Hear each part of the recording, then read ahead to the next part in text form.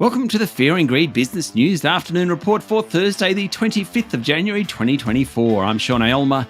Every afternoon, we've got the 5 stories that happened today that you need to know about. Story number 1, the S&P ASX 200 closed up another 0.5% today to 7,555 points, with the materials and energy companies leading the way. Healthcare stocks also outperformed, while real estate investment trusts and tech stocks were the laggards. Among the large caps, Wesfarmers was up a couple of percent. The banks were mixed and WiseTech Global dropped 2.5%. In corporate news, Incitec Pivot's share price jumped 5% after the fertiliser manufacturer unveiled plans to return about $500 million to shareholders, and energy giant Santos said it's increased the budget for its troubled Barossa gas project by as much as $300 million. Also, ResMed's second quarter results showed year-on-year revenue growth of about 12%, and that helped push up its share price by 6% today, one of the best on the market. Story number 2, Treasurer Jim Chalmers today said the Reserve Bank Governor Michelle Bullock told him that the changes to tax rates and dropping of parts of the Stage 3 tax cuts wouldn't add to inflation. He said the government had changed its position to better assist households hit by cost of living pressures.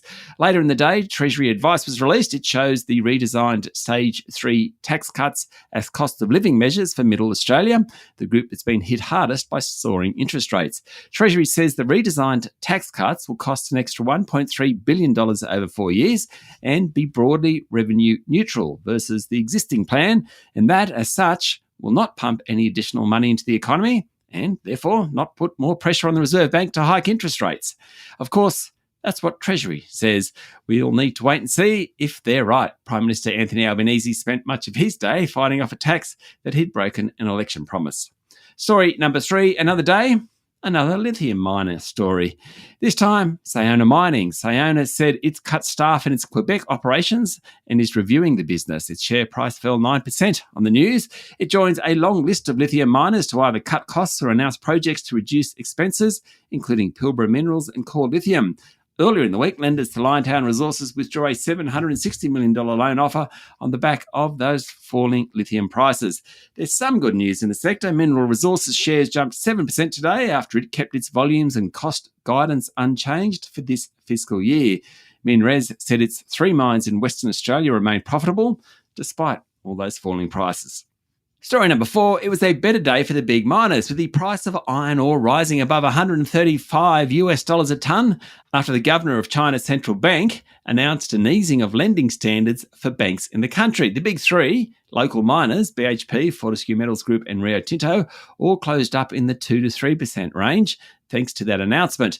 Also today, Fortescue Metals Group provided its quarterly production report, which maintained its full-year guidance after the miner shipped near-record levels of ore in the first half.